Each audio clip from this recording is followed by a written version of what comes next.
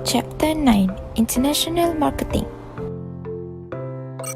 International marketing is a critical component of international business success.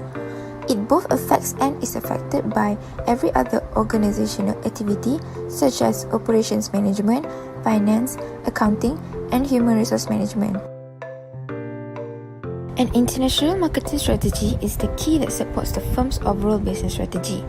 There are three business strategies that a firm's marketing manager has to adopt, which is differentiation, overall cost leadership, and focus strategy. Differentiation. A differentiation strategy requires marketing managers to differentiate the firm's products or services from those of its competitors. Differentiation can be based on perceived quality, fashion, or reliability. Overall cost leadership. Alternatively, a firm may adopt an international business strategy that stresses its overall cost leadership. Cost leadership can be pursued and achieved through systematic reductions in production, reductions in sales costs, and acceptance of lower profit margins. Focus strategy. A firm may also adopt a focus strategy. In this case, marketers will concentrate their efforts on particular segments of the consumer market or on particular areas or regions within a market. After an international firm has decided to enter a particular foreign market, an international marketing manager must address to the four issues, which is how to develop the firm's product, how to price those products, how to sell those products, and how to distribute those products to the firm's customers. Three basic approaches in deciding whether to standardize or customize their firm's marketing mix, which is the ethnocentric approach, the polycentric approach, and the geocentric approach. This approach is easy to adopt. The firm simply uses the same marketing mix it uses domestically. This approach is expensive since the firm's marketing mix needs to be customized. This approach allows the firm to use essentially the same product or services and the same marketing approach to sell that product or service globally. The first P of a marketing mix is product. There are two features of a product policy, which is intangible and tangible. A vital product policy decision is when an international marketing manager should decide between standardized across markets or customized within individual markets. Standardization allows a firm to maintain a simpler and more streamlined operations. However, the firm may suffer lost sales if its products fail to meet the unique needs of customers in a given market. In essence, this method focuses on the cost side of the profit equation. By driving down the cost, the firm's profits are enhanced.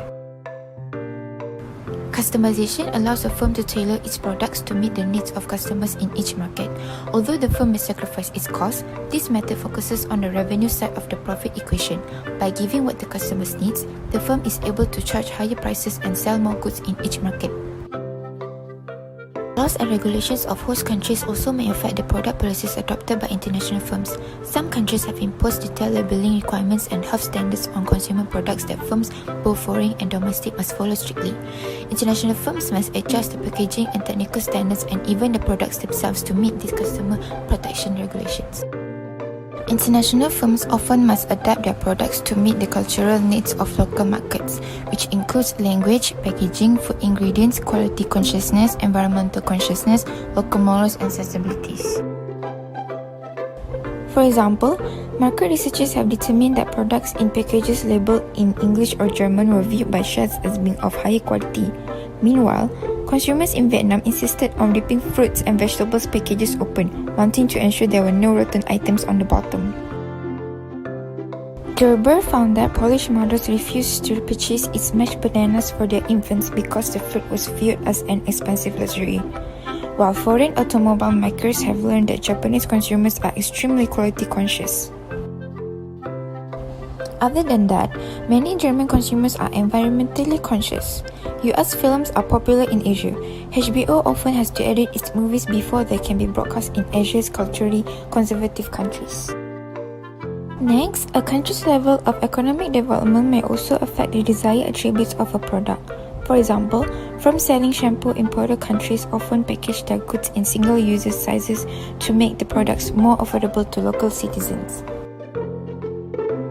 Other than that, the quality of a country's infrastructure also may affect the customization decision. Automobiles sold in poorer countries often use simpler technology, which allows more repairs to be done by backyard mechanics. One element international firms often like to standardize is the brand name of a product. A firm that does this can reduce its packaging, design, and advertising production costs. It also can capture spillovers of its advertising messages from one market to the next. Customized brand name. In India, Spider-Man comics had reasonable sales level, but Marvel decided to introduce a new version of Spider-Man in that country. As a result, sales of Spider-Man comics and Spider-Man licensed merchandise in India have skyrocketed. The second P of the international marketing mix is pricing. To begin with, a firm's cost of doing business vary widely by country. Differences in the transportation charges and tariffs, distribution practices, and exchange rate fluctuations can create pricing problems. An international firm following a geo-centric approach to marketing will adopt a standard price policy. The firm will charge the same price for its products and services regardless of where they are sold. An international firm that follows an ethnocentric marketing approach will use a two-tier pricing policy. The firm will set one price for all its domestic sales and a second price to account for the marginal cost. Next, a firm that follows a polycentric approach to international marketing will use a market pricing policy. The firm customizes its prices on a market-by-market basis to maximize its profits in each market. The third P of the international marketing mix is promotion. International marketing managers need to utilize the four elements of the promotion mix, which is advertising, personal selling, sales promotion, and public relations to motivate potential customers to buy their firm's products.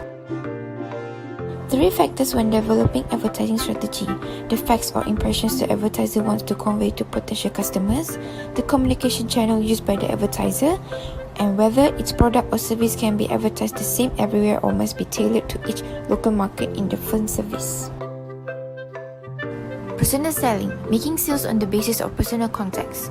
For industrial products, well-trained sales representatives are needed to explain the elements of industrial products to customers.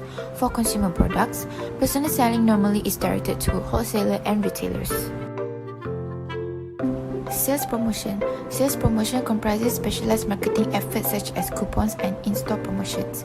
It is the process of persuading a potential customer to buy the product.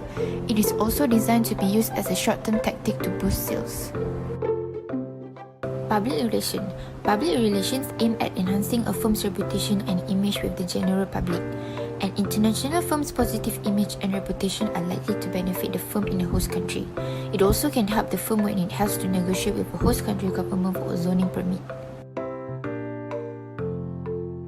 The fourth P of the international marketing mix is place, or known as distribution.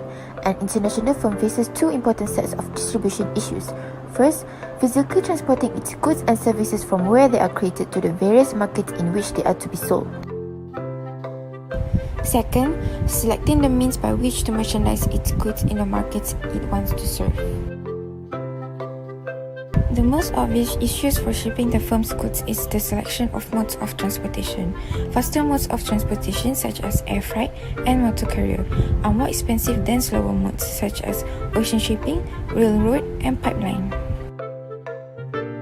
The impact of transportation mode on the firm's inventory expenses and the level of customer service. If the firm selects unreliable modes that make it difficult to predict when shipments will arrive, the firm will have to increase buffer stocks in its inventory to avoid stockouts that will lead to disappointed customers.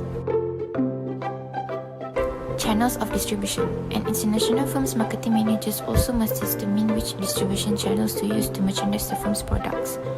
Figure shows the basic channel options used by most international manufacturing firms. That is all from me. Thank you for watching.